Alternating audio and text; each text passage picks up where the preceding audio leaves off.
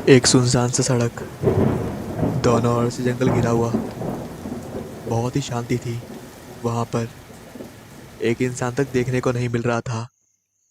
जंगली कुत्तों के रोने की आवाज उस जगह को भयानक बना रही थी। तभी एक कार तेज रफ्तार के साथ वहां आती है। वो कोई सेकंड हैंड कार थी, जो कि सफेद रंग की थी। वो गाड़ी बहुत ही ज्यादा तेज थी। उसके अंदर एक लड़का बैठा हुआ था, जो गाना गुनगुनाते हुए ड्राइव कर रहा था। वैसे तो ऐसा गाना सुनते या फोन पर बात करते हुए गाड़ी चलाना कानूनन अपराध है, पर यहाँ इस सुनसान इलाके में उसे देखने वाला भी कौन ही था। वो बस अपने ही धुन में था। गियर के बगल में शराब की कुछ बोतल थी, जिसमें से एक को वो उठाकर बीच बीच में पी रहा था, जिससे पता चल रहा था कि वो नशे में है। वो बस चले ही जा रहा था कि तभी रास्ते में उसे एक हाथ दिखता है, जिसका कि अंगूठा दिखाई देता है, जो शायद लिफ्ट मांगने के लिए किया जाता है। वो लड़का दूर से ही देखता है कि उस हाथ में लाल रंग की चूड़ियाँ थीं और उसके नाखून भी लंबे थे, जो ये जाहिर कर रहे थे कि वो किसी युवती का हाथ है। जब उसकी गाड़ी उसके पास से गुजरती है, तब वो युवती बोलती है, लिफ्ट प्लीज। वो आगे बढ़ जाता है, जिससे युवती अपना हाथ वहां से हटा लेती है। वो आगे करके गाड़ी रोक देता है और पानी पीकर बोतल को वापस रख के वह पीछे मुड़कर देखता है, तो उसको वो लड़की दिखती है। वो लाल रंग के सूट सलवार में थी। उसने लाल रंग की चूड़ियां भी पहनी हुई थी। बाल खुले हुए तो ज़्यादा लंबे नहीं थे, मगर मांग में सिंदूर और गले में मंगलसूत्र भी था। वो देखने में शादीशुदा लग रही थी, मगर उसके आसपास उसका पति दिखाई नहीं दे रहा था। शायद वह अकेली थी। वो थोड़ी परेशान सी दिख रही थी। वो उस गाड़ी को ही देख रही थी, इस उम्मीद में कि शायद उसे लिफ्ट मिल जाए। उधर जब वो लड़का उस लड़की को देखता है, तो देखता ही रह जाता है। वो कोई अप्सरा से कम नहीं दिख रही थी। उसकी काली आंखें मदहोश कर देने वाली थीं, जिसमें वो खो सा गया था।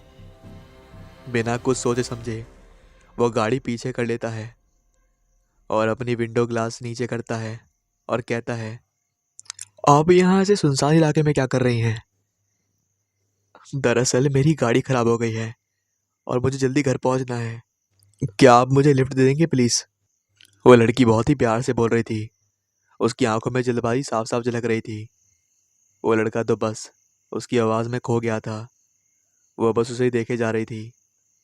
उसको निहारने के चक्कर में वो अपने होश खो बैठा था। लड़की उसके सामने चुटकी बजाकर कहती है, हेलो, एक्सक्यूज मी, क्या मुझे लिफ्ट मिलेगी? हाँ हाँ, क्यों नहीं, आइए बैठिए। Thank you. ये कहकर वो लड़की पीछे वाली सीट का दरवाज़ा खोलकर बैठ जाती है। फिर उसने गाड़ी स्टार्ट कर दी और वहाँ से निकल गया। वहाँ एक खामोशी पसर गई। वैसे आपका नाम क्या है? जी राधा नाम है मेरा। मेरा नाम राहुल है। वैसे बड़ा ही प्यारा नाम है आपका, बिल्कुल आपकी तरह। राधा मुस्कुरा देती है। फिर वो इधर उधर देखती है, तो उसको आगे राहुल की एक फ़ोटो रखी हुई दिखती है, जिसमें वो किसी लड़की के साथ था और उसने उसको पीछे से कस के पकड़ रखा था। वो दोनों बहुत खुश थे उस फोटो में। ये आपकी बीवी है क्या? राहुल थोड़ा चौंक गया, लेकिन फिर उसने बोला, हाँ। लेकिन गौर करने वाली बात थी, राहुल ने ये बात ऐसे बोली थी जैसे उसे अपनी बीवी से कोई मतलब ही ना हो। मेरी भी अभी अभी शादी हुई है, राधा मुस्कुराते हुए बोली। अच्छा, वैसे एक बात पूछूं, आप बुरा तो नहीं मानेंगे? हाँ पूछिए। इतनी रात को आपको ऐसे सुनसान जगह पे जाने से डर नहीं लगता? राधा उसको गौर से देखते हुए बोली, नहीं तो मुझे किस बात का डर? सुना है ऐसे सुनसान सड़कों पर भूत प्रेत भटकते रहते हैं। अगर कोई कभी आपके सामने आ गया, फिर आप क्या करेंगे? वो थोड़ा डरते हुए बोली, अरे भूत भूत कुछ नहीं होता, ये बस मन का वहम है। राहुल ने कहा। ऐसे थोड़ी होता है, अगर कोई चुड़ैल आपके सामने आ गई तब पता चलेगा। क्या बोल रही हो यार, होगी तब आएगी ना। अच्छा, मतलब भूत नहीं होता तो फिर मैं कैसे हूँ? राधा ऐसे बोलती है, पर इस बार उसकी आवाज़ साफ साफ बदल रही थी। उसके ऐसे बोलते ही राहुल चौंक जाता है और कार में लगे उस छोटे शीशे में राधा को देखता है तो वो उसमें नहीं दिखती, और जब पीछे देखता है तो वहाँ पर राधा नहीं कोई और था। काले रंग के धुएं ऐसा दिख रहा था। वो आगे आता है और राहुल के करीब आकर जोर से चिल्लाता है। राहुल घबरा जाता है और उसके पैर अपने ब्रेक पर चले जाते हैं, और गाड़ी के एक झटके से रुकने के कारण वो आगे हो जाता है और उसका सिर स्टीयरिंग से टकरा जाता है, जिसकी वजह से वो बेहोश हो जाता है। वहीं कार से थोड़ी सी दूर पर राधा खड़ी थी, उसी हालत में जिसे पहले खड़ी थी, और वो वहीं किसी दूसरी गाड़ी की तरफ देखकर बोलती है, लिफ्ट प्लीज। और घूरकर इस तरफ देखते हुए बैंक से मुस्कुराती है।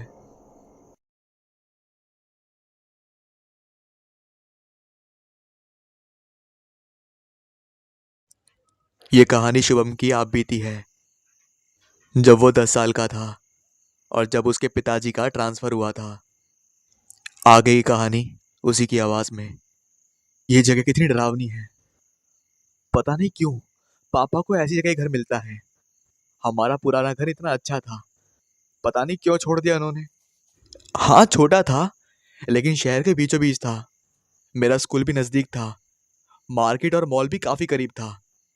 और ये जगह तो इतनी गंदी है। पता नहीं पापा की जॉब भी कैसी है, अजीब अजीब जगह ट्रांसफर कर देते हैं। मैं इतना बोल ही रहा था, तभी मेरी बहन प्रिया मुझे टोकते हुए कहती है, ओए बहुत बड़ी बड़ी बातें कर रहा है ना, पापा जैसी जॉब पाने को लोग तरसते हैं। देख रहा है ना, शहर का घर कितना छोटा था, और ये देख कितना बड़ा बंगला है, कितना बड़ा पार्क है, आसपास कितनी शांति है। मैंने कहा, हाँ दीदी तुमको ही पसंद आएगा ये भूत बंगला। हर जगह मनुष्य तो फैली हुई है, किसी भी रूम में अकेले जाना मुसीबत है। ना कोई दोस्त है, ना कोई साथी, ना कोई पड़ोसी, कोई तो है नहीं। कैसे कैसे जगह अच्छी है। अच्छा अच्छा फालतू की बात छोड़ो, माँ अकेले घर की साफ सफाई कर रही है, चलो उनकी हेल्प कराएं, हम अपनी बातें बाद में कर लेंगे। दीदी के इतना बोलते ही मैं और दीदी घर की साफ सफाई में लग गए। पूरा का पूरा दिन आज सामान को अपनी जगह लगाने में लग गया, पर फिर भी काम रह ही गया। हम सब काफ़ी थके हुए थे, तो डिनर करके जल्दी ही सो गए। अगले दिन फिर से नाश्ता करके हम घर की साफ सफाई में लग गए। लगातार काम करने के कारण दोपहर तक सारा काम खत्म हो गया। मैंने और दीदी ने सोचा कि बाहर से कुछ ऑर्डर कर लेते हैं, पर माँ डांटने लगी कि हमेशा बाहर का खाना। रुको, मैं घर पर कुछ बना देती हूँ। माँ खाना बनाने किचन में चली गई। मैं और दीदी आपस में बातें करने लगे। दीदी, सच में आपको इस घर में डर नहीं लगता है? नहीं, ये घर मेरे को बहुत पसंद है, इस घर में दिक्कत क्या है? दीदी, मैंने एक मूवी में देखा था, एक ऐसा ही बड़ा और सुनसान घर, वहां पर आत्माएं रहती हैं। तू भी ना काफी भोला है, ये सब बातें मत सोचा कर। ऐसी बातें सोचने के कारण ही हमें डर का आभास होता है और हमें डर लगने लगता है। अगर हम यही सब सोचेंगे तो चीजें सच्ची लगने लगती हैं, इसलिए ये सब बातें मत सोचा कर। अब प्रिया दीदी की बातों के बारे में मैं सोच ही रहा था कि तभी उन्होंने मेरे को आवाज लगाते हुए बोला, तू इधर आ, आज मैं तुझे कागज का जहाज बनाना सिखाती हूँ। मैंने भी सोचा कि अच्छा है, जहाज बनाना सीख लूंगा तो स्कूल में सबको सिखा दूंगा। अब ध्यान से देख, पहले एक पेपर लो, फिर ऊपर से 90 डिग्री के एंगल से हाफ हाफ दोनों तरफ से फोल्ड करो। फिर जहाँ से फोल्ड करा है उसे नीचे की तरफ ख़त्म हो, वहाँ से नीचे फोल्ड करो, और फिर उस फोल्ड पेपर को पहले की तरह 90 डिग्री पर फोल्ड कर दो। अब दोनों तरफ मोड़ दो। लो, बन गया। कितना आसान है ना?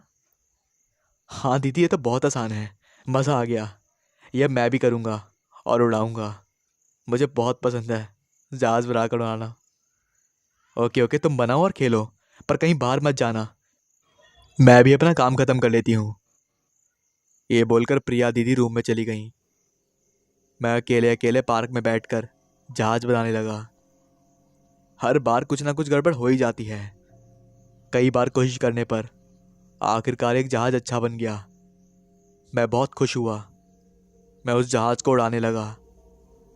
जहाज उड़ाते उड़ाते पता नहीं कब मैं घर से बाहर निकल आया और सड़क के दूसरी ओर चला गया।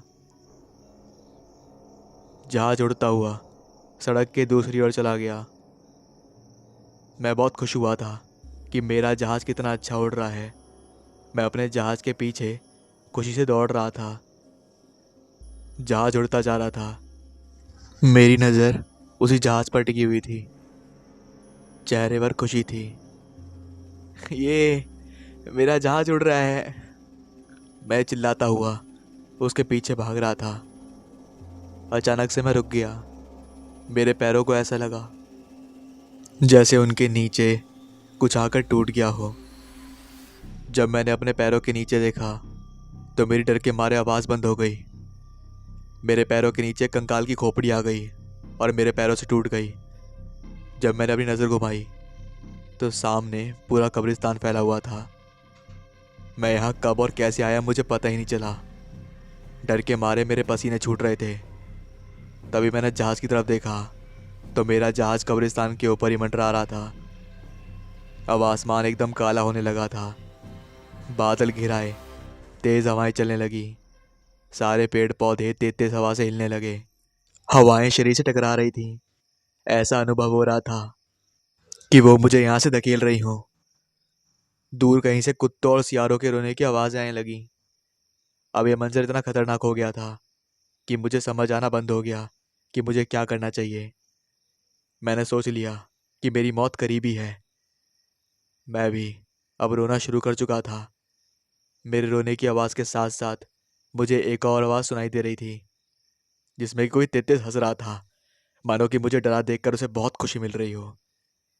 मेरी सांसें तेज हो गईं। मैं बहुत कोशिश कर रहा था कि भगवान का नाम लूं, पर मेरी जुबान खुल ही नहीं रही थी। हाथ पैर सुन पड़ गए थे। मैं सोचने के अलावा कुछ भी नहीं कर सकता था। तभी मेरे सामने का कब्र फटा और उसमें से एक गड़ी सली लाश बाहर निकली। वो लाश इस कदर सड़ गई थी कि उसके चेस्ट के ऊपर का सारा मांस सड़ गया था। खाली हड्डी दिख रही थी। कहीं कहीं मांस के लोथड़े चिपके थे और उस लाश का दिल मौल सा था, पर तेज तेज धड़क रहा था। उसकी एक आंख गायब थी। उस जगह पर गड्ढा था और दूसरी आंख सड़ गई थी।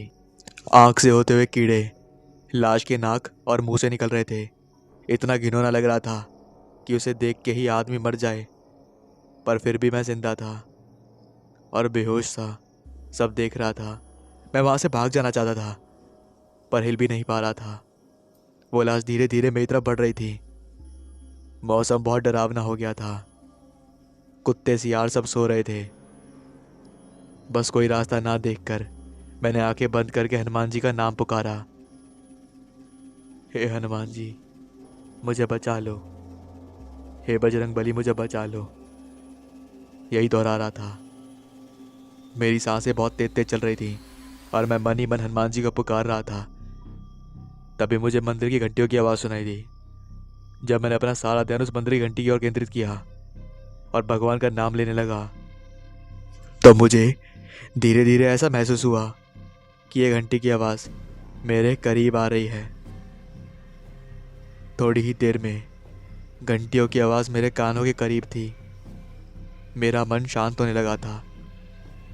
तभी माँ की आवाज़ आई, बेटा उठ, स्कूल जाना है। मैं तुरंत घबराते हुए उठा तो देखा कि माँ पूजा कर रही थी और घंटी की आवाज़ मेरे घर के मंदिर से आ रही थी। वो घर, जहाज और भूत सब सपना था। तभी मेरी बहन हंसते हुए आई और बोली, अरे वाह, तूने तो बहुत अच्छा जहाज बनाया है। ये तो बहुत ऊंचा उड़ता है। जहाज को देखकर मुझे सपने की बात याद आ गई और मैंने चिल्लाते हुए जहाज को फाड़ दिया और मैं भागता हुआ नीचे गया। तभी पापा आए और उन्होंने बोला, अरे क्या हुआ, इतना डरा हुआ क्यों है? तो मैंने अपने मन में सारी बात छुपा ली और पापा ने फिर बोला, अच्छा सुनो, यहाँ से 2 गली छोड़ के थोड़ा सा आगे जाके कब्रिस्तान है, तो इन दोनों से कह दो कि खेलते हुए रात के समय वहां ना जाएं बिल्कुल भी। जो भी खेलना है घर में खेलें या गली में खेलें। ये सुनकर मैं चौंक गया था, क्योंकि इससे पहले मैंने कब्रिस्तान नहीं देखा था और ना मैंने उसके बारे में सुना था। तो मेरे सपने में वही चीज़ कैसे आई? क्या वो हकीकत थी या सपना था?